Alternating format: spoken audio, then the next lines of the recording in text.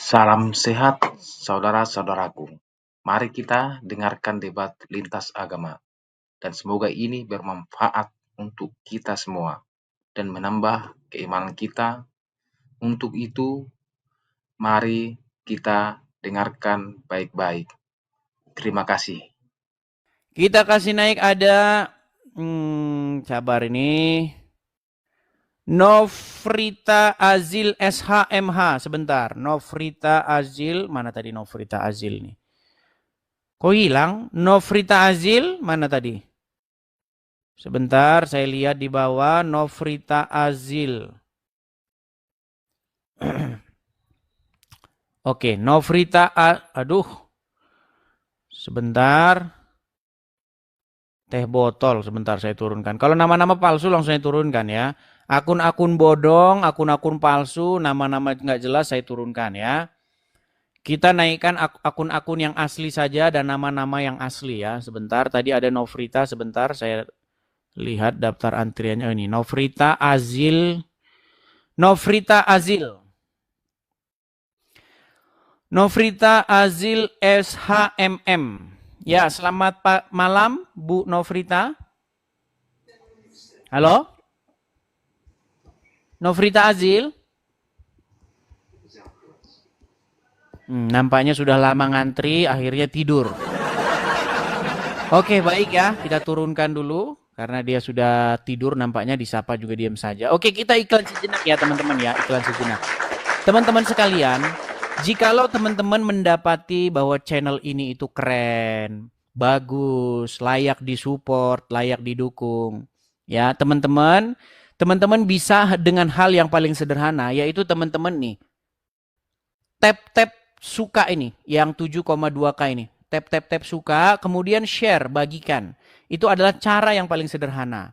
Kemudian cara yang kedua, teman-teman bisa mengcapture video yang singkat dan Anda upload di channel Anda masing-masing. Ingat, ketika Anda mengupload, jangan bawa-bawa nama saya. Maksudnya channel Anda sendiri. Jangan Anda rubah nama channel Anda jadi Edis TV. Ya. Nah, itu yang cara yang kedua. Nah, cara yang ketiga teman-teman, untuk teman-teman saudara-saudaraku dalam Tuhan Yesus, saudara-saudaraku yang seiman, teman-teman yang punya berkat berlebih, teman-teman bisa support saya dengan cara nih, mengklik profil saya. Teman-teman bisa mensupport pendirian Rumah Apologet. Kita ini ada program untuk mendirikan Rumah Apologet ya teman-teman ya. Nah, di dalam program itu nanti kita akan punya jangka panjangnya, rencana jangka panjang. Kita juga akan bikin podcast, kita akan bikin buku, kita bikin ya konten-konten seperti ini yang lebih teratur, jamnya bisa kita atur dan lain sebagainya. Nah, untuk mengadakan itu semua kita perlu yang namanya tempat, teman-teman. Rumah Apologet. Jadi teman-teman yang ingin ikut mensupport, teman-teman bisa klik sini. Klik profil saya, nanti di profil itu ada kolekte, teman-teman ada link di bawah, link YouTube. Klik saja link YouTube-nya. Bagi teman-teman yang masih bingung caranya,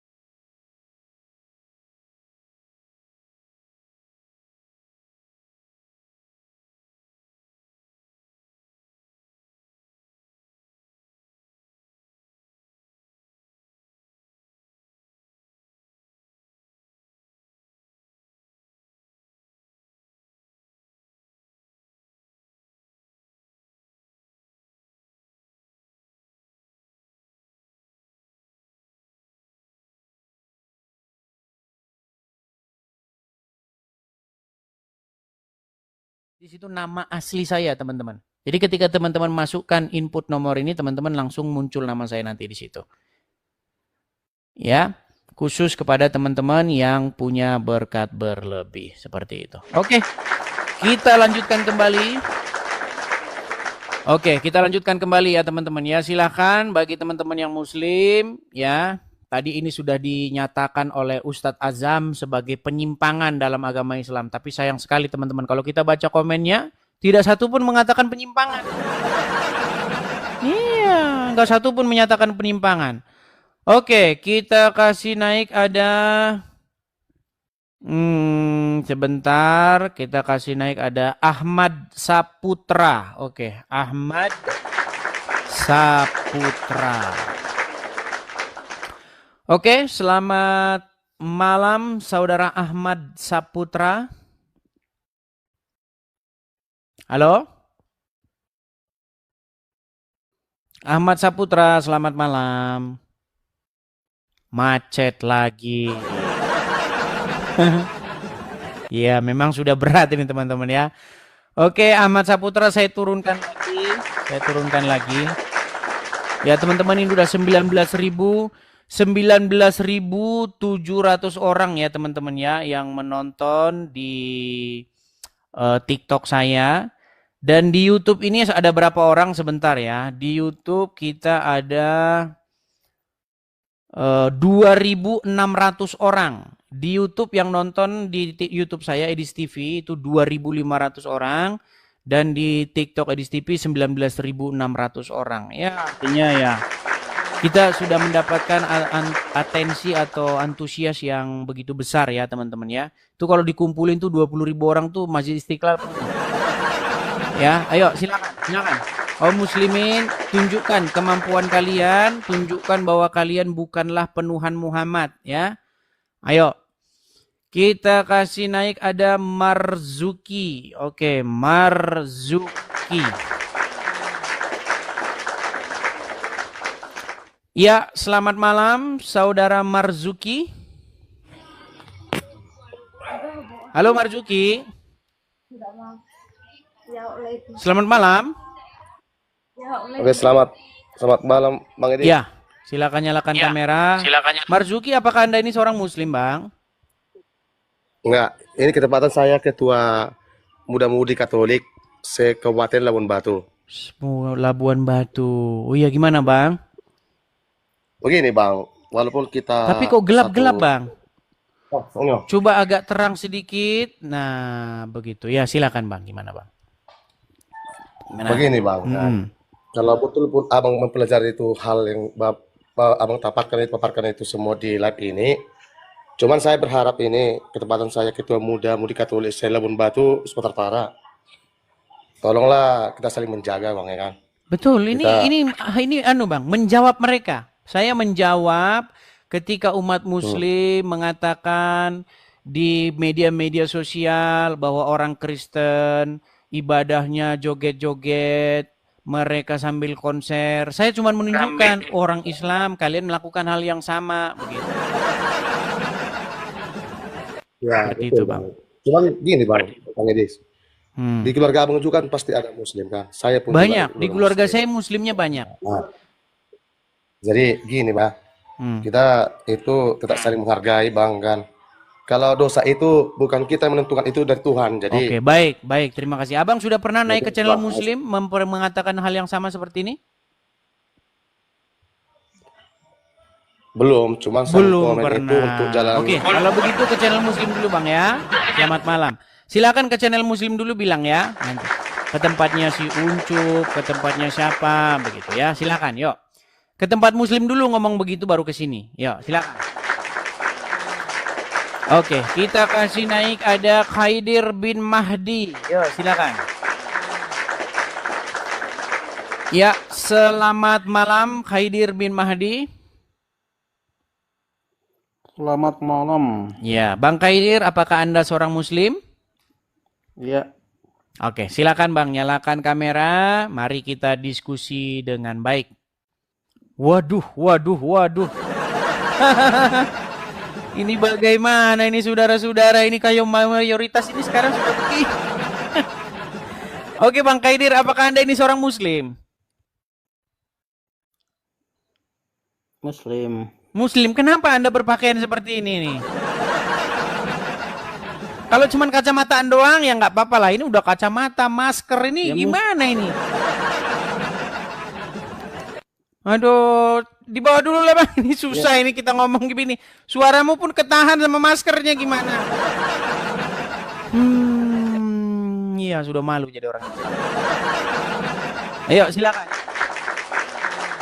Silakan ya, yang muslim-muslim, mari naik kemari ya teman-teman ya.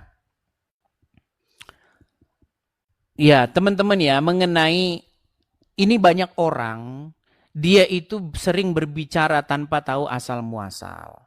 Seperti teman kita yang tadi, yang mengaku-ngaku dalam tanda kutip ketua pemuda Katolik.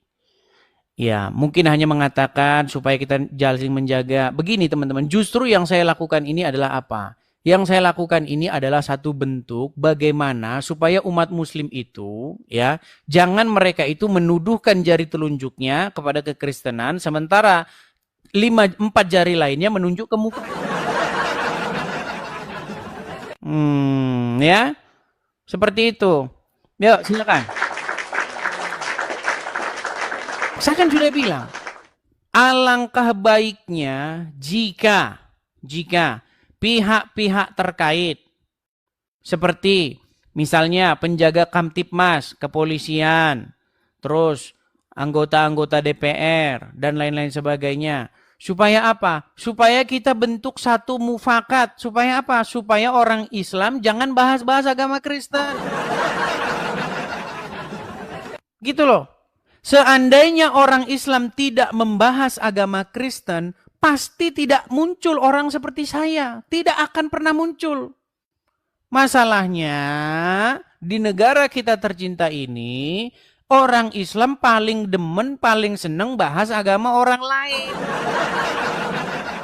Bahkan itu bukan oknum, lembaga. Tahu, lembaga. Ada satu lembaga namanya Departemen Agama Republik Indonesia. Di bawah-bawah itu RI-nya itu. Di dalam tafsir Kemenak, Kementerian Departemen Agama Republik Indonesia, Kemenak ya, Kementerian Agama Republik Indonesia, itu membahas Bible, membahas Injilnya orang Kristen. Loh, mau saya tunjukkan lagi. Kita tunjukkan sekarang teman-teman. Kita pakai galeri kecil-kecilan ini ya. Nih, misalnya nih, ini dianukan juga sama Donditan langsung yang ngomong nih. Dengar. Dia sampai setuju dengan Elia Miron. Nih, lihat ya, nih. Elia itu kan di sebuah videonya di TikTok itu kan menuntut atau membuat atau mengirim surat terbuka kepada Kementerian Agama Republik Indonesia. Yes. Untuk sebuah video tidak mengutip-ngutip ayat Bible di dalam tafsir Quran. Iya. Khususnya itu ada di surat Al-A'raf, kalau nggak salah ayat 157. Al-A'raf, kalau nggak salah ayat 157. Yang sebenarnya kurang lebih sama dengan Elia lah. Dalam hal ini, saya setuju dengan Elia. Sama. Ya, karena kita sebagai umat Islam sudah tahu dan yakin bahwa Taurat, Zabur, Injil yang disebutkan di dalam Quran itu bukan Bible-nya Yahudi, bukan Bible-nya Kristen. Jadi kenapa menafsirkan Quran menggunakan ayat-ayat mereka? Itu saya setuju. Nah, berdasarkan itu, videonya Elia itu sudah saya kirim ke MUI. Ya, saya kirim ke MUI dan saya minta difasilitasi. Kalau bisa saya ketemulah sama stafnya Kemenak bagian tafsir gitu. Ya. Tuh. Iya, ini sudah lembaga. Coba buka Quran yang dikeluarkan oleh Departemen Agama, Kementerian Agama Republik Indonesia. Di dalam tafsirnya surat Al-Maidah ayat 157. Yang dikutip Bible. Yang dikutip Injil. Nih, di dalam Injil Lukas begini-begini sudah dirubah-rubah. Di dalam kitab Ulangan 18 sudah dirubah-rubah. Ini lembaga, coy, lembaga. Terus ada ngomong orang Kristen, jangan diadu. Jagalah persatuan, biarin aja. Ya, saya hargai pendapatmu. Mungkin kamu orang yang berpandangan biarin saja, nggak masalah. Ya, mungkin kamu orang yang berpandangan bahwa umat Katolik banyak yang mualaf, biarin aja. Nggak masalah bro, nggak masalah. Tapi tolong hargai juga bahwa ada orang yang ingin menanggapi, biarin juga. Jangan Anda bilang, itu namanya kamu mau menang sendiri, nggak boleh begitu. Saya menghargai bagi orang Kristen maupun orang Katolik yang punya pandangan, biar saja orang Islam bahas agama Kristen. Nggak apa-apa, ya. Mungkin Anda senangnya nonton TikTok, mungkin ngadu ayam, atau bagaimana, ya nggak apa-apa, ya kan? Itu jalan Anda. Jalan saya beda. Jalan saya mau menanggapi, begitu loh. Saya tanggapi. Ketika ada orang Kristen, orang Islam seperti Abdul Somad membahas-bahas Bible, saya tanggapi. kecuali saya memfitnah. Nah kalau saya memfitnah, baru bilang, kamu nggak boleh begitu bro. Ya kan? Orang Kristen nggak diajarin memfitnah. Kalau saya memfitnah. Nah saya nggak pernah memfitnah teman-teman. Saya nggak pernah memfitnah. Bahkan saya sampai detik ini saya melakukan sebuah tantangan. Kalau ada orang Islam yang mampu menunjukkan bahwa saya memfitnah agama Islam, nggak usah lapor polisi, lompat saya dari Monas. Iya, lompat saya dari Monas. Semua yang saya katakan tentang Muhammad selama saya buka channel, tidak ada satupun yang tidak ada dasarnya. Muhammad menjadi satu-satunya nabi yang menikahi anak di bawah umur. Ketika saya bilang begitu kok, persatuan bro. Loh, itu kan fakta yang saya bilang. Apakah fitnah kalau saya bilang Muhammad menikahi anak di bawah umur? Itu fakta. Tolong umat muslim rekam, sebarkan dan laporkan ke Mabes Polri kalau saya memfitnah. Umat muslim gak berani, karena apa? Karena yang saya bilang benar. Muhammad menjadi satu-satunya nabi yang menikahi anak di bawah umur. Umurnya 6 atau 7 tahun, namanya Aisyah. Udah gitu dipukul. Aisyah itu pernah kena pukul Muhammad. Tangan Muhammad itu pernah mendarat ke dadanya Aisyah. Makanya saya bilang Muhammad melakukan KDRT. Itu sudah diakui oleh Yusuf PI. Betul, Muhammad pernah memukul Aisyah. Karena apa? Selama ini di framing, Aisyah, romantisnya cintamu dengan Nabi. Di lagu Muhammad romantisan sama Aisyah. Di dalam Quran, berapa kali Aisyah itu dikatakan sebagai sosok yang melawan Muhammad? Mau saya tunjukin ayatnya di dalam Al-Quran bahwa Aisyah dan Hafsah bermufakat melawan Muhammad. Nekat yang nyata. Ada suratnya di dalam Al-Quran. Nih, di dalam surat Al-Ahzab, nih, saya bukakan ya, bahwa Aisyah dan Hafsah itu dua-dua bermufakat melawan Muhammad. Nih, saya tunjukkan ayatnya. Saya tunjukkan. Sebentar. Saya tunjukkan ayatnya kepada kalian. Biar kalian tahu. Umat muslim kan selama ini nggak tahu. Mana tahu mereka. Di dalam surat At-Tahrim ayat yang keempat. Nih, saya balik kamera saya. Ini berbeda dengan apa yang di ini lagu. Nih, contohnya nih. Ini surat At-Tahrim ayat yang keempat nih. Artinya, jika kamu berdua bertaubat. Siapa ini? Siapa kamu berdua ini? Aisyah dan Hafsah. Jika kamu berdua bertaubat kepada Allah, maka sesungguhnya hati kamu berdua telah condong untuk menerima kebaikan. Dan jika kamu berdua bahu-membahu menyusahkan Nabi, maka sesungguhnya Allah adalah pelindungnya, Jibril, orang-orang mukmin, selain itu malaikat-malaikat. Banyak banget nih pelindungnya Muhammad untuk menghadapi Aisyah dan Hafsah. Nih, ada apa ini? Ini umat muslim banyak nggak tahu ini. Karena baca Quran cuman baca Arabnya doang. Nih saya bacain tafsir-tafsirnya biar kalian tahu nih ya, biar kalian tahu. Kenapa bisa seperti ini? Nih, ya. Saya tampilkan tafsir-tafsirnya kepada kalian ya. Bagaimana? Nih. Kemudian Allah menunjukkan pembicaraannya kepada Aisyah dan Hafsah dan memerintahkan keduanya untuk bertaubat. Kenapa harus bertaubat? Kalau nggak ada apa-apa. Ya, bertaubat kepada Allah dari dosanya dan agar menahan diri dari menyelisihi perintah Rasulullah. Di mana mereka berdua condong hatinya dan berpaling dari apa yang diwajibkan. Ini biar kalian tahu.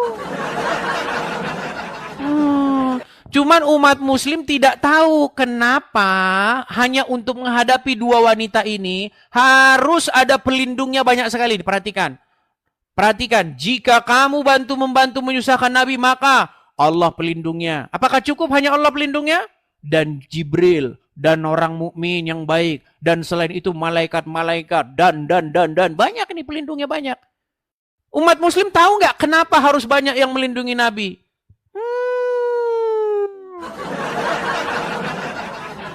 Biar saya kasih tahu rahasianya, tahu nggak? Mana tahu kalian. Lihat bapaknya kedua orang itu. Siapa bapak kedua orang itu? Umar dan Abu Bakar, orang penting. Yang di dalam hadis disebutkan bagaimana Umar bin Khattab menghalang-halangi Muhammad untuk menulis wasiat. Maka kalian nggak nyampe balik situ. Muhammad itu ketika mau meninggal, dia ingin menuliskan wasiat. Dia meminta pena dan kertas. Ya, tapi Umar bin Khattab menghalang-halangi Muhammad dari menulis itu. Akhirnya terjadi keributan yang hebat di tengah-tengah peristiwa itu. Muhammad lagi sakit. Belum sampai ilmu kalian ke situ. Belum sampai. Yo. Coba fitnah mana lagi yang saya katakan? Lanjut lagi. Muhammad adalah satu-satunya nabi yang terkena sihir. Muhammad satu-satunya nabi yang nyuruh manusia minum air kencing hewan, kencing onta. Di mana saya fitnahnya di mana? Kecuali saya mengatakan yang fitnah. Saya bilanglah Muhammad misalnya ini saya bilang tukang mungutin botol aqua. Nah, itu baru saya fitnah. Kalau saya bilang seperti itu, baru Anda memfitnah. Tidak boleh Anda seperti itu. Anda telah menjelek-jelekkan kekristenan, membuat Kristen menjadi jelek namanya. Jelas itu.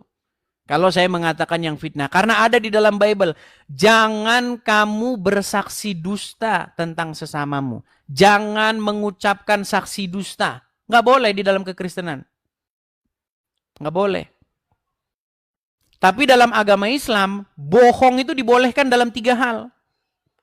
Makanya cuma Muhammad Nabi yang membolehin orang berbohong dalam 3 perkara.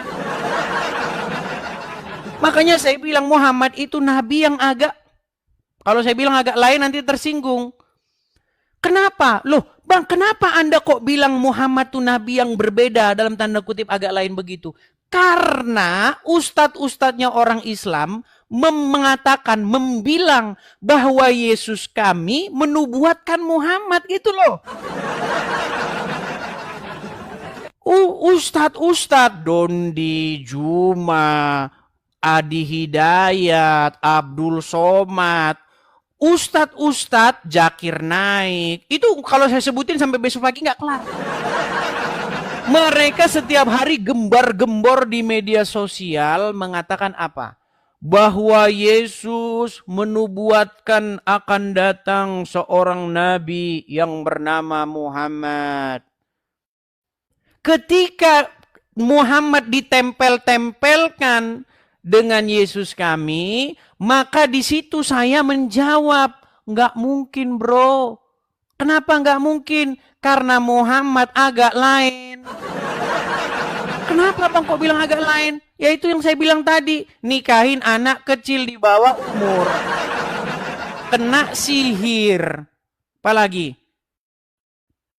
Terus menyuruh orang minum kencing hewan. Apalagi? Nyuruh orang dewasa nyusuin laki-laki yang nyuruh wanita dewasa nyusuin pria dewasa yang bukan suaminya. Yang saya bilang itu semua fakta. Kalau kamu nggak suka datang ke Mabes Polri, botol. Ke Mabes Polri berangkat sekarang laporin ke Mabes Polri bahwa saya bilang Muhammad melakukan hal-hal itu. Gimana orang yang saya bilang benar kok? Karena apa? Karena umat muslim, ustadz-ustadznya menempelkan sosok yang demikian itu kepada Yesus kami. Maka kami menjawabnya. Gitu loh. Itu jalan ceritanya. Nah, biar nggak seperti ini terus, biar umat muslim nggak panas, walaupun dikatakan fakta dan kenyataan.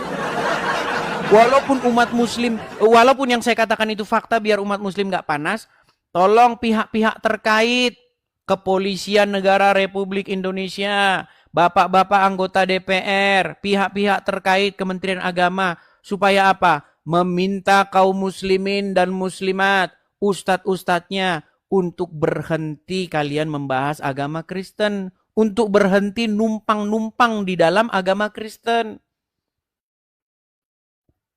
Berhenti mengutip-ngutip Bible. Ketika kalian berhenti, pasti nggak ada orang Islam nggak ada orang Kristen yang seperti ini, seperti saya ini. Gitu loh. Ya. Ketika saya katakan fakta, masa kalian panas? Coba bayangin, tuh ada siapa namanya? Nabi-nabian, siapa Lia Eden. Coba. Ketika jamaah Lia Eden, ya, mengait-ngaitkan Lia Eden kepada Muhammad, contoh. Muhammad menubuatkan akan datang nabi bernama Lia Eden, katanya. Terus dilihat kelakuannya Lia Eden misalnya. Wajar dong umat muslim akan memprotes, enggak, Muhammad kami tidak menubuatkan seorang akan datang nabi namanya Lia Eden. Wajar. Karena apa? Karena Lia Eden begini dan begitu. Misalnya karena Lia Eden kepalanya botak, misalnya begitu. Misalnya. Kan wajar umat muslim akan bereaksi. Nah begitu juga ketika ada umat muslim yang nempelin Muhammadnya ke Yesus, orang Kristen bereaksi. Gitu loh. Yang saya katakan semuanya fakta. Coba apa yang saya katakan yang bukan fakta? Coba ayo silakan. Di mana saya pernah mengatakan sesuatu kepada umat muslim itu bukan merupakan fakta? Nekat yang nyata. Tidak ada nabi yang menyuruh perempuan dewasa menyusui laki-laki dewasa yang bukan suaminya, kecuali Muhammad. Cuman Muhammad yang kayak gitu. Muhammad menyuruh wanita dewasa nyusuin pria yang dewasa juga, tapi bukan suaminya. Bayangin itu. Nekat yang nyata. Nah silakan Gus Yadi. Silakan nyalakan kamera. Saya sudah kirimkan undangan, Gus Yadi, silakan nyalakan kamera. Umat muslim jangan komen-komen ke Mabes Polri, udah dibilang kok. Gini terus. Gini terus. Minum dulu. Gus Yadi, Anda percaya nggak bahwa Muhammad menyuruh wanita yang dewasa menyusui laki-laki yang dewasa juga, tapi bukan suaminya? Tidak percaya. Nggak percaya. Tidak percaya dia, saudara-saudara. Baik, kita tampilkan ya. Kita Mana tampilkan. Bisa mau percaya sama tukang fitnah. Oke. Kita tampilkan. Dia bilang katanya saya tukang fitnah, saudara-saudara. Emang iya. Oke, kalau kamu memfitnah saya, mengatakan saya tukang fitnah, saya akan tampilkan ya.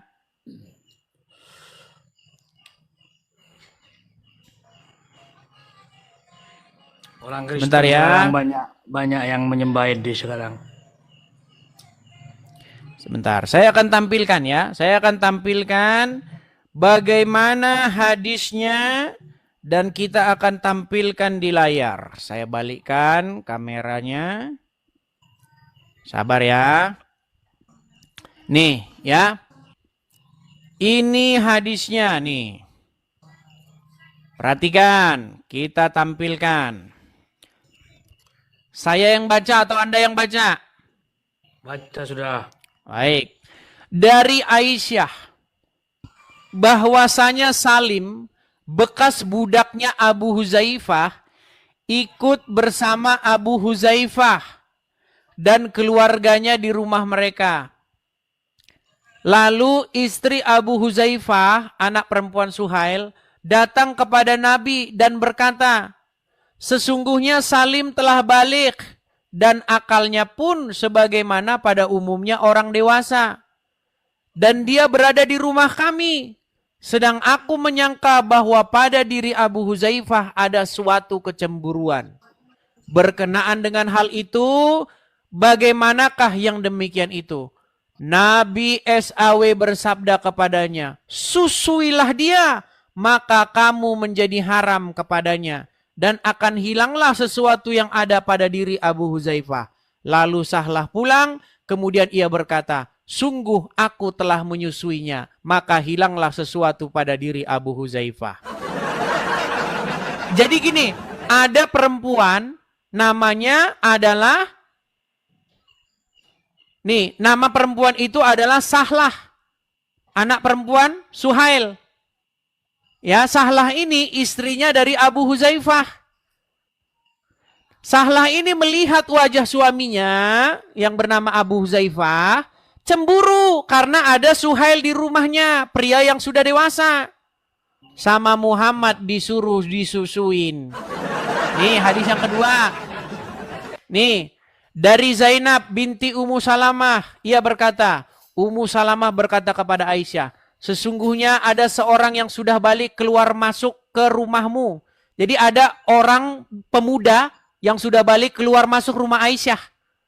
Terus Aisyah membela diri dengan mengatakan, ya, dia mengatakan begini, yang aku sendiri tidak menyukai ia masuk ke rumahku. Lalu Aisyah menjawab, tidakkah ada pada diri Rasulullah suri tauladan yang baik bagimu?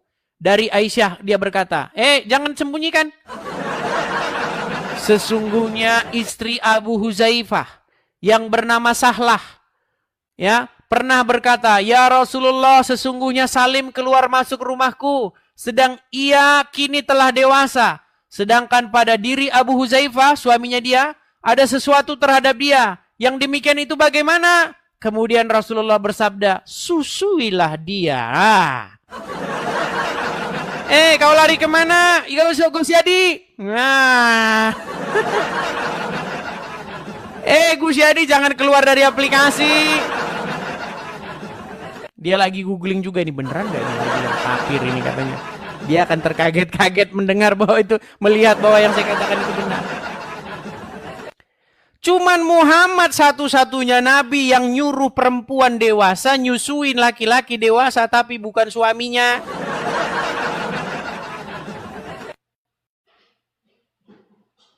Halo? Kenapa Anda terdiam? Oh, mungkin dia tidak percaya. Akan saya putarkan saja suara ya. Ini bagaimana ustadz, seorang ustadz ya. Nama ustadznya itu adalah Ustadz Firanda. Nih ya, ceramahnya Ustadz Firanda tentang hadis ya, hadis Salim ya. Nih, ini Ustadz Firanda, ini ceramahnya Ustadz Firanda. Kalian dengarkan ya. Kalian dengarkan ini. Supaya tidak mengatakan bersikeras terus, ngeyel terus bahwa saya fitnah. Nih, kita tampilkan setiap hari nih, kita bilang biar muslim pada tahu nih. Dengarkan. Ustaz, bagaimana teknik aturan pemberian ASI untuk ikhwan balik yang sudah besar agar menjadi mahram susuan sesuai hadis Salim Maula Abi Hudzaifah? Jadi masalah susuan, saudara susuan, maka yang pendapat jumhur ulama bahwasanya seorang baru bisa atau anak bisa menjadi anak susuan kalau dia menyusui jika umurnya kurang dari 2 tahun. Kurang dari 2 tahun. Ini hukum asalnya.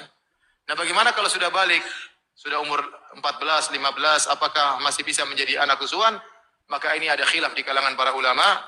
Namun pendapat yang dirojikan oleh Ibnu Taimiyah, dan ini pendapat Aisyah radhiyallahu taala anha berdasarkan hadis Salim Maula Abu Hudzaifah, yaitu boleh kalau ada kondisi yang mendesak.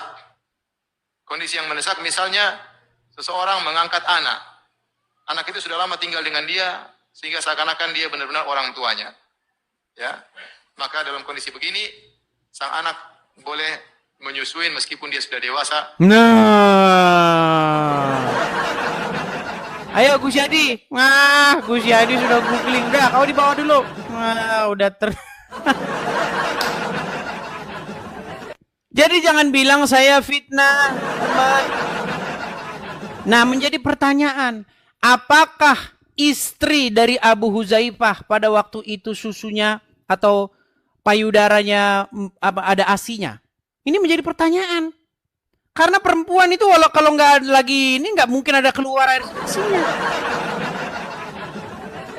Lalu gimana ceritanya disusuin kalau asinya kagak ada?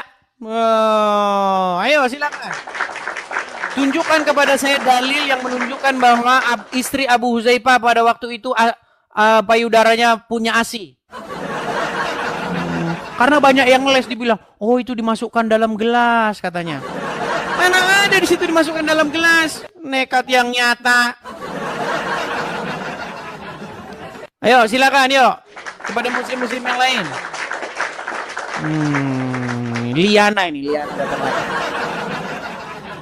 Ya silakan Liana. Selamat malam Liana. Selamat malam. Ya silakan Liana nyalakan kamera. Yuk Liana kamera dinyalakan. Ya sudah menyimak dari tadi atau barusan saja datang Liana? Lumayan menyimak, agak lama. Agak lama. Berarti sudah menyimak sejak tema awal ini ya? Ya, Ya. Jadi Liana, apakah yang saya katakan ini fitnah bahwa ada sekelompok umat muslim kemudian melakukan konser, tapi ini kamera sedang mengarah kepada seorang wanita muslimah yang menangis-nangis sambil tangannya begini. Apakah ini saya fitnah? tidak, Gambar ini? tidak. Asli ya? Fitnah itu, asli. Asli. Ya, ini kejadiannya teman-teman kalau tidak salah itu di Pekanbaru. Ya, teman-teman ya. Di mana umat muslim dia konser ya, mereka menangis-nangis terseduh-seduh, bahkan jingkrak-jingkrak, joget-joget, mereka berseru-seru memanggil-manggil Muhammad, betul? Betul. Lina, sekarang kita jujur-jujuran. Kalau Boleh. ada orang Islam bilang sering ejek nih, Kristen itu ibadahnya seminggu sekali, udah gitu kayak konser, joget-joget. Pernah dengar istilah itu nggak? Belum pernah dengar, Belum pernah dengar. Ya, jadi itu di media sosial itu adalah ejekan yang sangat lumrah. Ya, di mana orang-orang Islam tuh ngejek. Ya, orang Kristen itu ibadahnya seminggu sekali, udah gitu joget-joget, kayak konser katanya. Nah, ketika orang Kristen mukul-mukul drum, piano, ya, kemudian gitar-gitaran, konser, panggil-panggil nama Yesus, ya Yesus, sambil nangis-nangis. Apa orang Islam bilang? Orang Kristen lagi nyembah Yesus, lagi ibadah nyembah Yesus, betul? Sekarang umat Muslim nih, mereka pakai piano, pakai gitar-gitaran, pakai drum. Mereka berseru-seru memanggil Muhammad sambil joget-joget, sambil nangis-nangis. Kira-kira kalau kami orang Kristen bilang, orang Islam lagi ibadah nyembah Muhammad. Sama nggak kira-kira?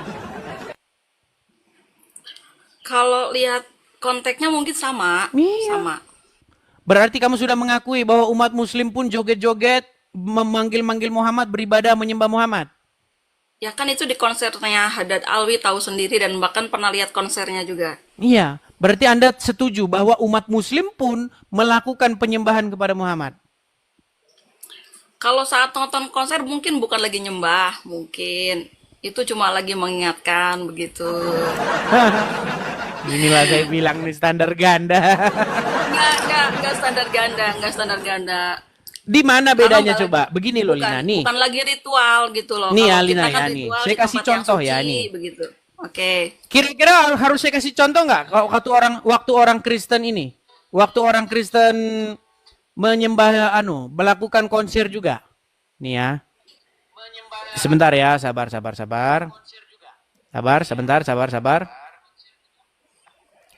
sebentar ya. Nih, saya balikkan kamera saya. Nih. Lihat ya. Nih Lina ya, saya besarin suaranya. Nih.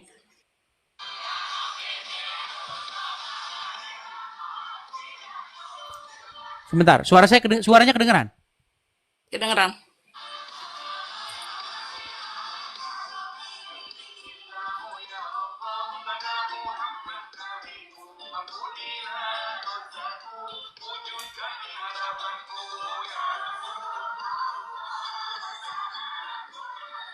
Lihat, mereka konser kan? Betul konser? Di dalam konser Konser. tersebut mereka jingkrak-jingkrak, betul? Iya, betul. Bahkan ada yang nangis-nangis, betul? Mungkin Yang ada dipanggil yang sampai siapa? nangis. Muhammad. Muhammad, Muhammadku, Muhammadku, dengarlah seruanku, betul? Betul. Nah, orang Kristen juga konser, betul?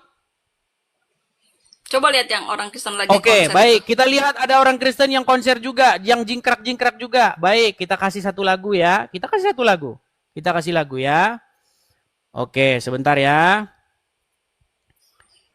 Oke, sebentar.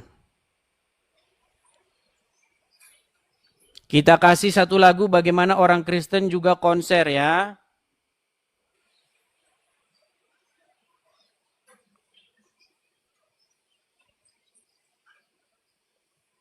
Kita kasih satu contoh bagaimana orang Kristen ketika konser. Misalnya kita kasih lagu apa ya?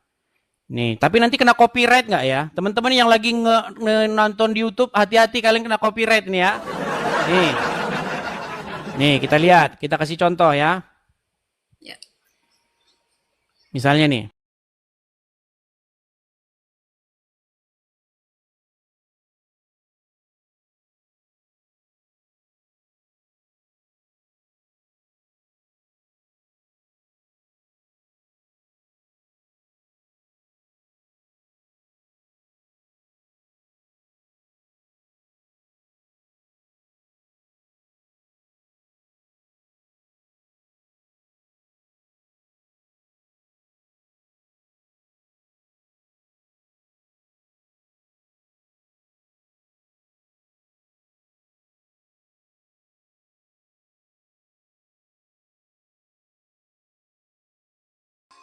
Bagaimana ini juga ini lagunya sangat terkenal.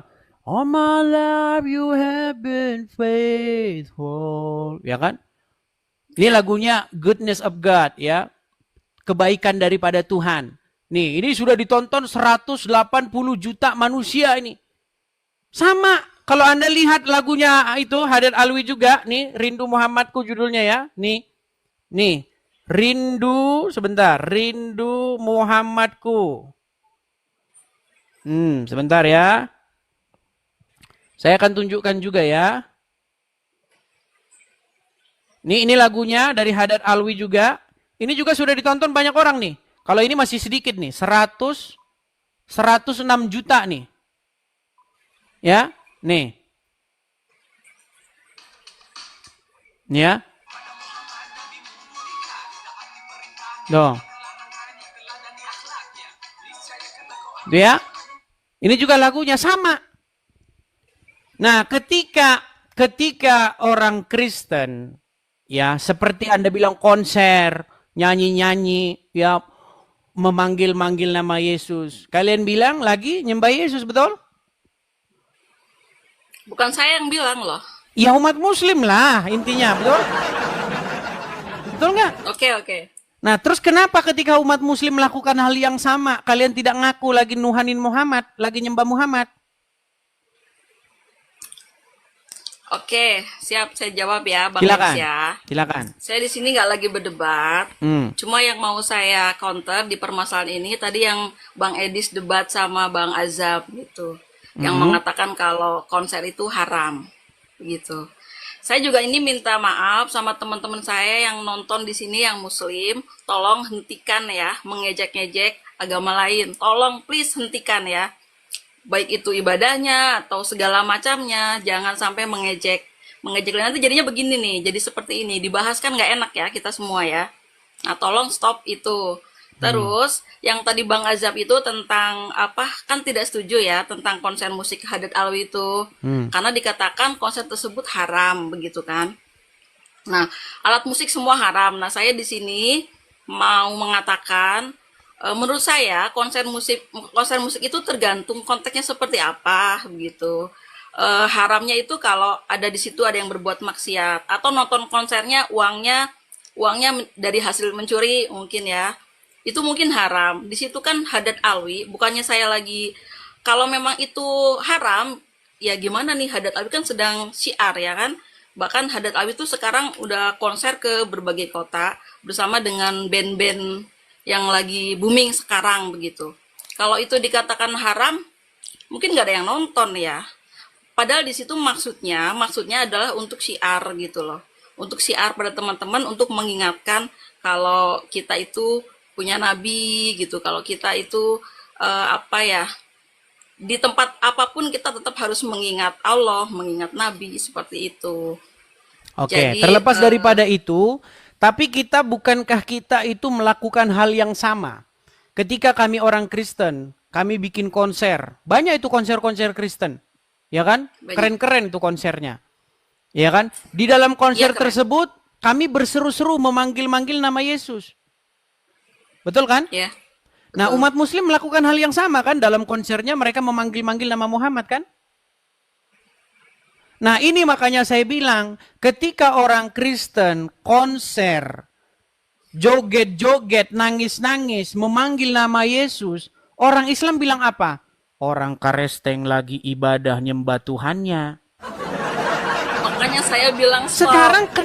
Sekarang kenapa ketika umat muslim melakukan hal yang sama, kalian protes ketika saya bilang, orang Islam lagi nyembah Tuhannya. Lagi nyembah Muhammad, nah tapi di kuburan, Tuhannya lagi di kuburan. Ketika saya bilang begitu, kenapa kalian marah gitu loh? Artinya begini loh Liana, ketika ada orang Kristen datang hajatan, orang Kristen datang hajatan nih, ya kan, ambil makanannya gede, satu piringnya penuh. Orang Islam gosipin, tuh orang Kristen makannya banyak. Tapi giliran orang Islam sama melakukan hal yang sama, ngambil makanan sampai penuh segini piringnya. Orang ke Islam nggak ngaku. Ini kami makannya dikit. Ini makanya saya bilang standar ganda, nggak boleh begitu. Betul, setuju. Jangan kayak gitu, teman-teman Islam, nggak boleh begitu. Jadi jangan kalian gini nih, sering ejek Kristen ibadah kayak konser, ternyata Islam ikut-ikutan. Nah, begitu. Oke, Bang Edis, tapi kan kalau dibilang di situ sedang menyembah di lapangan konser, mungkin memang banyak umat Islam yang nggak mau terima kalau dikatakan itu menyembah. Begitu. Terus ketika orang Kristen begini-begini, nangis-nangis, panggil-panggil Yesus, dengan mudahnya orang Islam Ya kan mengatakan memang menyembah. Tuhannya Yesus. Gimana? Memang Tuhannya Yesus, berarti sedang menyembah. Ya memang betul. Tuhannya. Dan orang Betul, Islam kan? mengakui Muhammad itu Robnya. Gimana? Loh. Muhammad itu Robnya umat nggak? Udah, saya nggak mau ditanya itu lagi. Nah. Muhammad itu Robnya umat muslim. Yang ngomong siapa? Yang ngomong pakar-pakar agama Islam. Tasik Ngaji, Yusuf PI, Rifa, Gus Wafi, Daman. Mereka mengatakan Muhammad itu Robnya umat muslim. Iya. Iya. Jadi intinya ya, saya ini 13 tahun loh memperdalam agama Islam. 13 tahun, bukan waktu yang sebentar itu. Kalau umat muslim 40 tahun masih belajar huruf huruf hijaiyah, alif, ba, ta, sa, itu. Jangan begitu juga Bang Edis, nggak begitu juga. Loh, iya memang begitu. Umat muslim seumur hidupnya habis waktunya membaca huruf Arab. Belum sempat dia baca artinya sudah meninggal duluan. Coba dia sempat baca artinya, pasti besok pagi dia bangun bukan dalam keadaan Islam lagi. Loh, ketika umat muslim membaca Al-Quran, akui nggak Lina? Bahwa mereka membaca Al-Quran bukan mau cari artinya, mereka mencari pahala, betul? Betul. Iya, nggak dibaca artinya. Betul, Ketika sebagian saya besar membaca begitu, mungkin Al-Quran, karena- saya baca artinya, saya cari artinya apa maksudnya. Ternyata ketika saya baca artinya, kamu boleh menggauli siapa-siapa yang kamu ingini. Wah. Apa kata Aisyah? Sesungguhnya aku tidak pernah melihat Tuhanmu kecuali begitu cepat menuruti hawa nafsumu. Itu kata Aisyah. Iya kan? Oke, ya. Gitu. Tapi intinya beginilah Lina ya. Intinya saya berpesan kepada kamu untuk memperdalam agama Islam. Apa itu agama Islam? Ya. Bahkan kemarin-kemarin kamu sudah sempat mengakui loh bahwa ada hal-hal buruk dari Muhammad yang tidak perlu kamu ikuti. Betul nggak? Betul. Iya. Lalu kenapa kamu menjadikan Muhammad sebagai suri toladan? Kalau kamu di detik yang sama meyakini ada hal-hal buruk di dalam diri dia. Bukankah yang Saya yakin sepantasnya... Muhammad itu akhlakul karimah, tidak ada hal buruk gitu. Kemarin Saya katanya yakin ada... loh. Oke, apakah Muhammad menikahi Ada anak hal di bawah buruk umur? di hadis yang seperti itu. Memang kita jangan ikutin gitu. Kan memang konteksnya beda begitu. Oke, apakah Muhammad menikahi anak di bawah umur? Betul, iya, Umur 6 tahun, betul? betul. Apakah itu pantas diikuti oleh umat muslim? Tidak. Tidak Untuk pantas saat kan? sekarang tidak. Tidak pantas. Iya, betul. Tapi tahu nggak? Begitu banyaknya ustadz-ustadz oknum ya saya bilang ya. Tapi dibilang oknum banyak. Begitu banyaknya Kan kenyataannya guru-guru sekarang ngaji nggak ada atau dong yang menikahi ustadz-ustadz. 6 tahun. Oke, begitu banyaknya guru-guru ngaji atau ustadz-ustadz di pondok pesantren yang mereka itu melakukan yang tanda kutip terhadap anak di bawah umur di pondok pesantren. Iya, itu miris sekali memang. Iya, kasus begitu di kepolisian numplek segunung. Iya, betul. Makanya Itu sekarang biadab ini ada sebuah gerakan dari ibu-ibu supaya apa? Supaya tidak memasukkan anaknya ke pondok pesantren lagi. Karena apa? Trauma. Udah berapa kejadian guru ngaji Banyak dalam tanda kutip menganuin santriwatinya. Ada yang sampai hamil berapa orang itu? Iya, udah banyak kasusnya itu udah Tapi nggak kan itu kehitung. oknum, Bang Edis. Itu Oknum bukan tapi banyak representasi gimana? dari semua umat Islam. Masa oknum tapi terus-terusan tiap hari kerjanya polisi nangkepin ustadz di pondok Ya, pesantren. tapi itu bukan representasi dari Islam. Itu hanya oknum. Oke, sekarang saya tanya, menurutmu Al-Quran di dalam diri Muhammad terdapat suri tauladan yang baik, betul? Betul. Artinya apapun yang dilakukan Muhammad artinya sebagai contoh bagi umat muslim, betul? Betul. Lalu ketika umat muslim ingin menikahi anak di bawah umur juga, ingin mencontoh Muhammad, kenapa ditangkap polisi? Konteksnya nggak seperti itu. Nggak bisa kan, kita ada undang-undang juga yang mengatur. Sekarang pernikahan harus 21 tahun minimal seperti itu. Ya, di dalam undang-undang perlindungan anak, siapapun yang dengan bujuk rayu, dengan paksaan, ya, maupun dalam ikatan perkawinan, bersetubuh dengan anak di bawah umur diancam dengan pidana 15 tahun penjara. Tahu? Betul. Ya. Iya. Nah, sekarang gimana? Ayo. Coba. Ketika umat muslim ingin meneladani Rasulullah, ketika umat muslim ingin mengikuti sunnah Rasul, kenapa bertabrakan dengan undang-undang? Bukankah undang-undang itu melawan hukumnya Allah? Di dalam Al-Quran dikatakan, barang siapa yang memutuskan perkara tidak berdasarkan apa yang diputuskan oleh Allah, maka mereka itulah orang-orang yang zalim. Betul? Menikahi umur 6 tahun atau 7 tahun itu kan hanya perkecualian, mungkin hanya untuk Siti Aisyah gitu. Ini mana namanya ngeles. Giliran ada ini. Oh, itu khusus ya. Pengecualian. Udah mulai jurus lama. Enggak seperti itu. Enggak seperti itu, Bang Edis. Kalau memang diterapkan pada saat ini ya tidak mungkin ya. Kalau memang ada terjadi seperti itu, dulu ada Syekh Fuji begitu kan, menikahi di bawah umur. Tahu sendiri kasusnya kan seperti apa, bahkan Ya. masuk penjara juga kan. Betul. Syekh Fuji Gitu. pernah menikahi seorang perempuan namanya Ulfa. Itu bukan 7 tahun itu loh. Iya, lumayan bahkan itu besar 12 tahun kalau tidak salah waktu itu ya. umurnya. 13 tahun. Iya, tetapi dia tetap ditahan di penjara dan dia berteriak, dia berteriak apa itu? Kalau tidak salah teriakannya, Rasulullah saja menikahi anak ini. Enggak ini meneladani Rasul, kok saya di penjara. Tuh. Makanya sekarang coba, hukum manakah yang ingin kalian ikuti? Hukum jahiliyah, buatan tapir, warisan Belanda, atau hukumnya Allah?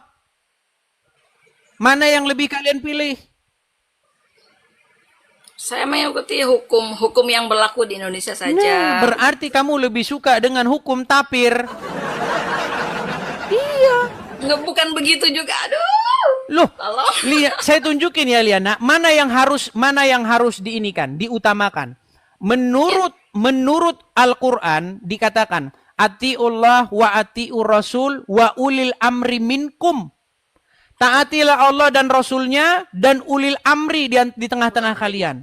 Tetapi jika kalian mendapati pertentangan, maka dikembalikan kepada siapa? Pemerintah. Enggak, dikembalikan kepada Allah dan Rasulnya. Jadi tolak ukurnya atau pemutusnya itu Allah dan Rasulnya, bukan pemerintah. Gitu loh. Ketika hukum dari ulil amri bertentangan dengan hukum Allah dan Rasulnya, yang harus dimenangkan itu hukum Allah dan Rasulnya. Gitu. Misalkan yang mencuri harus dipotong tangannya. Betul. Kan tidak berlaku Menurut juga di Al-Quran, Indonesia. menurut Al-Quran, seorang pencuri itu dipotong tangannya. Menurut Al-Quran. Tetapi yang ada di dalam ulil amri itu kan pemimpin di dalam negara. Ya kan? Dalam hal ini ke presiden dan DPR. Mereka DPR dan presiden membuat undang-undang kalau mencuri ditahan, bukan dipotong tangannya. Betul? Betul. Nah, sekarang apakah umat muslim sedang melakukan hukum Allah? Tidak. Enggak ada. Makanya banyak golongan orang-orang yang ingin mari korupsi, khilafah solusinya. Apalagi negara miskin, khilafah solusinya. Itu. Yang kemarin itu dibubarin itu organisasinya. Lah, sebenarnya bukan apa. Mereka itu sebenarnya ingin memperjuangkan itu. Tapi karena mereka kalah suara. Kalau menurut saya memperdalam agama Islam. Mereka itu yang benar mereka sebenarnya. Gitu loh. Iya. Karena mereka ingin memperjuangkan itu supaya hukum Allah itu ditegakkan. Nah, kalau menurut hukum Allah, tapi nih jangan dibilang saya bela-bela, dengar. Tapi siap-siap negara kita macam Afghanistan. Siap-siap menjadi negara terpuruk, termiskin dan terbelakang. Iya. Betul, Negara termiskin kawasan Asia. Ya sekarang itu Afghanistan, Pakistan, negara paling nggak amburadul. Tuh, belum pernah ada sejarah di muka bumi ini di mana syariat Islam ditegakkan, di situ ada kemajuan. Di mana syariat Islam ditegakkan, di situ ada keamburadulan. Iya, itu sudah ada dari zaman Muhammad. Waktu Muhammad meninggal, siapa yang menjadi khalifah? Umar bin Khattab, Abu Bakar, Ali bin Abu Thalib, Utsman bin Affan. Apakah ada kemajuan di sana? Bubar. Kemajuan dari mana? Yang ada perang sesama umat muslim. Perang Siffin. Perang antara Muawiyah dengan Ali. Ribuan umat muslim tewas. Perang Karbala. Kemudian perang Jamal, perang antara keluarganya pihak Aisyah, ya, kemudian Zubair bin Zubair, kemudian Talha melawan pihak Ali. Ribuan kaum muslimin tewas dalam perang Jamal. Ini biar teman-teman muslim ini ya, ini disangkain saya ngecap, disangkain saya ngomong ngarang bebas nih ya. Saya tampilkan saja ini ya. Perang Jamal. Nih, biar teman-teman muslim tahu nih sejarah kalian. Nih, kita terjemahan ya, buka terjemahan. Pertempuran Jamal. Nih saya balik kamera saya, biar kaum muslimin tahu nih sejarah agama Islam. Nih, Ini kalau syariat Islam ditegakkan ini, yang ada bubar. Nih, perhatikan. Pertempuran Jamal nih. Perang Jamal adalah pertempuran yang terjadi antara pasukan kekhalifahan Rashidin keempat, Ali bin Abu Thalib melawan pasukan oposisi yang dipimpin oleh Aisyah, Tolhah, ya, bin Ubaidillah dan Zubair. Nih pada Desember tahun 656 Masehi. Adalah sepupu dan menantu dari Nabi. Sepupu sama menantu adu pedang. Nih lihat nih. Berapa kaum muslimin yang meninggal di sini? Perhatikan. Nih, pasukan dari Ali Banu Hashim nih melawan pasukan Aisyah, Tolha dan Zubair. Nih, orang-orang dari suku Kufa dan orang-orang dari suku Quraisy nih. Tokoh-tokoh pemimpin nih, tokoh-tokohnya korban nih. 10.000 korban 400 atau sampai 500 nih, 2.500 nih. Lokasi nih di Basrah. Ini sejarah umat Islam. Tahu nggak? Menurut Muhammad, Liana, biar kamu tahu ya. Menurut Muhammad, tahu nggak umat terbaik yang pernah dilahirkan oleh Adam? Generasi terbaik. Apa itu? Generasi para sahabat. Menurut Muhammad, generasi Islam yang paling baik di muka bumi ini tuh generasinya para sahabat. Tapi mereka saling bacok-bacokan. Itu generasi terbaik. Makanya saya bilang, ketika saya pelajari agama Islam, makin saya pelajari, pintu gerbang untuk meninggalkannya itu makin dekat.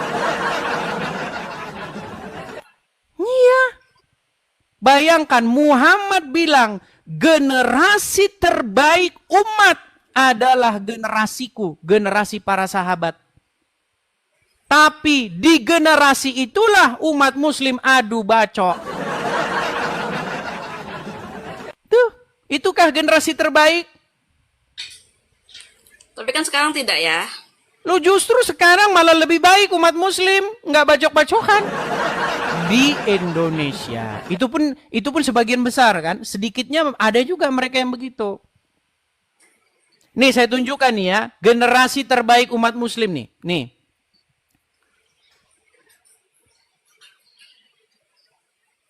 Nih generasi terbaik dalam Islam. Nih saya tunjukkan.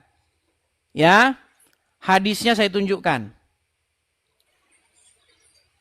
Biar kita ini ya. Generasi terbaik umat muslim. Biar saya tunjukkan hadisnya. Nih. Siapakah generasi terbaik di tengah-tengah umat muslim? Nih. Saya tunjukkan hadisnya. Sabar ya. Nih, saya balikkan kamera saya. Sabar Liana. Nih ya. Riwayat dari Imran ibn Husain bahwa Rasulullah bersabda, sebaik-baik umat ini adalah generasi yang aku diutus pada mereka. Ya. Sebaik-baik manusia adalah orang-orang yang hidup pada zamanku. Kemudian orang-orang setelah mereka, kemudian orang-orang setelah mereka. Nih. Ini Muhammad yang bilang. Generasi para sahabat. Makanya keutamaan para sahabat. Banyak hadis-hadis begitu. Sahabat itu keutamaannya. Mereka itu generasi terbaik. Umat terbaik. Tapi di detik yang sama. Mereka saling bertikai satu sama lain. Mereka berperang, bertempur dalam perang Jamal. Perang Siffin, perang Karbala. Nih, saya tunjukin lagi satu ayat. Ini ayat ini banyak membuat umat muslim murtad loh. Lihat nih ya. Ini, perhatikan. Ini ayat yang banyak membuat umat muslim tidak percaya lagi Al-Quran. Pernah hadis ini saya angkat ya dalam forum internasional. Ya, perhatikan nih. Ini dalam surat Al-Fat 29. Apa dikatakan? Perhatikan. Muhammad itu adalah utusan Allah. Dan orang-orang yang bersama, perhatikan kata bersama ini ya. Ini adalah generasi para sahabat. Orang-orang yang bersama dengan dia adalah keras terhadap orang kafir. tetapi berkasih sayang sesama mereka. Perhatikan. Al-Quran bilang bahwa orang-orang yang bersama Muhammad keras terhadap orang kafir tapi berkasih sayang sesama mereka. Nah, kata berkasih sayang ini menjadi tidak bisa dipercaya. Karena apa? Karena faktanya mereka saling baku pedang, baku tikam, baku bacok dalam perang sesama para sahabat. Bagaimana mungkin ayat ini bisa dipercaya? Mereka mengatakan, Al-Quran mengatakan mereka saling berkasih sayang. Tetapi pada faktanya, pada kenyataannya mereka baku adu pedang. Coba dibalik dengan pengikut Tuhan Yesus. Ketika Tuhan Yesus naik ke sorga, apa pesan Tuhan Yesus? Supaya kamu saling mengasihi sesama kamu. Adakah para pengikut kelompok dari murid Tuhan Yesus mereka saling baku pedang? Nggak ada satupun yang demikian. Tidak pernah sesama pengikut Yesus, sesama murid-murid Yesus, Petrus misalnya berkonflik dengan Yohanes, pasukan Petrus ngangkat pedang, pasukan Yohanes angkat pedang, bacok-bacokan, nggak ada. Beda. Makanya Liana, jangan tunda-tunda lagi untuk ganti rob, ganti Tuhan. Ganti robmu, ganti junjungan. Maaf, saya masih Islam, saya tetap orang Islam, begitu Bang Edis. Terima kasih Bang Edis. Iya, tidak masalah. Artinya memang tidak semudah. Saya makasih banget. Di sini saya banyak belajar dengan Bang Edis, begitu. Iya, tapi nggak apa-apa lah Liana. Artinya begini, itu tidak semudah membalik telapak tangan. Butuh proses yang panjang, ya kan? Karena selama ini kan kamu dari kecil sudah dibilangin bahwa Muhammad itu suri tauladan yang baik. Sahabat itu adalah generasi terbaik. Mereka itu saling berkasih sayang. Ternyata setelah saya bukakan fakta-fakta, ternyata yang dikatakan tidak benar. Ya, tapi itu mungkin butuh proses, ya. Tidak semudah itulah, gitu. Ya, mungkin ada pesan-pesan, Lina, pesan-pesan sebelum kita intinya akhiri. seperti ini Bang Edis. Saya terima kasih di sini saya belajar bareng sama Bang Edis. Di sini saya nggak mau membantah karena mungkin perlu data yang cukup dan ilmu yang cukup untuk membantah itu, dan saya tidak punya kapasitas untuk itu. Saya mengakui daripada nanti saya menjawab di bawah typingnya Liana Botol, saya mending belajar dulu gitu dari Bang Edis, dari referensi-referensi yang lain begitu. Nah, untuk tadi saya mau tegaskan kembali apa yang dikatakan Bang Edis waktu ceramah sendiri tadi kan ya. Intinya tadi Bang Edis mengatakan stoplah membahas agama orang lain begitu. Jadi di sini saya yakin banyak penonton Islam, stoplah membahas agama lain, kita saling bersama lagi, bersatu lagi tanpa ada perpecahan. Begitu Bang Edis. Saya pesannya seperti saja, kita saling terima kasih. Oke. Terima kasih Liana, selamat malam. Pesan yang baik, pesan yang bagus ya. Supaya apa? Supaya umat muslim tuh berhentilah bahas-bahas agama Kristen. Nanti dijawab kalian marah, nangis, lapor polisi. Ya. Yo, kepada pihak-pihak terkait nih ya. Ini kita sudah dapatkan 9,3 juta like ini. Artinya tanda tangan sudah banyak nih. Petisi kita ini nih 9,53 juta tuh yang sudah tanda tangan tuh. Silakan ya pihak-pihak terkait nih. Supaya apa? Supaya kita itu apa? Bahas agama masing-masing saja. Tapi saya belum melihat ada lampu hijau, teman-teman. Nggak ada. Karena ini sudah saya ini kan 2 tahun yang silam saya kita udah pernah kumpul pada waktu itu di Zoom, ya ada Zuma, ada ini dan lain sebagainya. Supaya gimana? Ayo kita ambil satu kesepakatan supaya kita berhenti. Kita telah mendengarkan debat yang berlangsung dengan baik. Mari kita berpikir positif. Kita ambil poin-poin penting yang menambah pemahaman kita tentang Islam dan Kristen. Tetap ikat persaudaraan antara kita. Sekian dan terima kasih.